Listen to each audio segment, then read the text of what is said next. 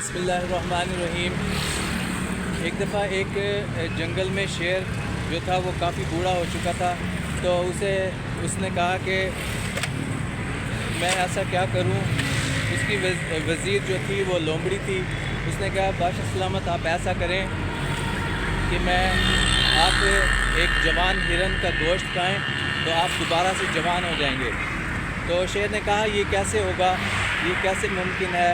تو کہتا ہے میں آپ کے لیے ہرن پکڑ کے لاتا ہوں، تازہ اور جوان شیر، تو آپ دوبارہ جوان ہو جائیں گے۔ تازہ اور مطلب جوان شیر کو جو ہے پکڑ کے لاتا ہوں، جوان ہرن کو پکڑ کے لاتا ہوں۔ تو پھر اس نے ایسا کیا کہ وہ ہرن کے پاس گیا۔ لومڑی جو تھی وہ کہنے لگی کہ لومڑی سے کہ تم میں نا بادشاہ اب بوڑھا ہو گیا، اب تمہیں وہ بادشاہی دینا چاہتا ہے، تم آؤ۔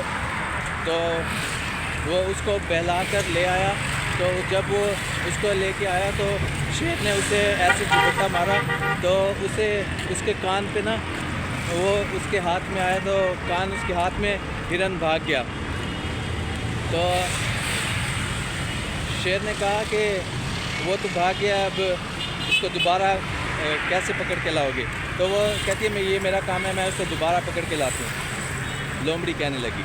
تو پھر ایسا ہوا کہ وہ دوبارہ ہرن کے پاس گیا، تو وہ کہتا ہے، ہرن نے کہا کہ میں اب تو مطلب دوبارہ نہیں جا سکتا کیونکہ پہلے بھی مجھے شیر کھانے لگا تھا۔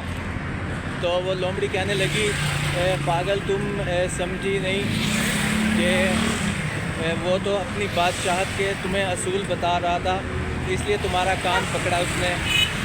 تو اس کو دوبارہ وہ بہلا کر دوبارہ لے کے آیا، اور جب وہ لے آیا تو اس کو شیر نے پکڑ کے نا چیر پھاڑ کے اور کھا لیا۔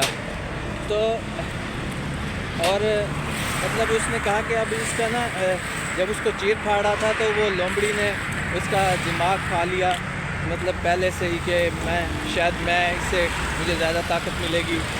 تو شیر نے پوچھا کہ اس کا دماغ کہاں ہے؟ تو لومڑی نے بڑا پیارا جواب دیا، اور اس کہانی کا مطلب بھی یہی ہے کہ اگر ہرن کے پاس دماغ ہوتا تو وہ تمہارے پاس اپنی جان کے لیے آتی۔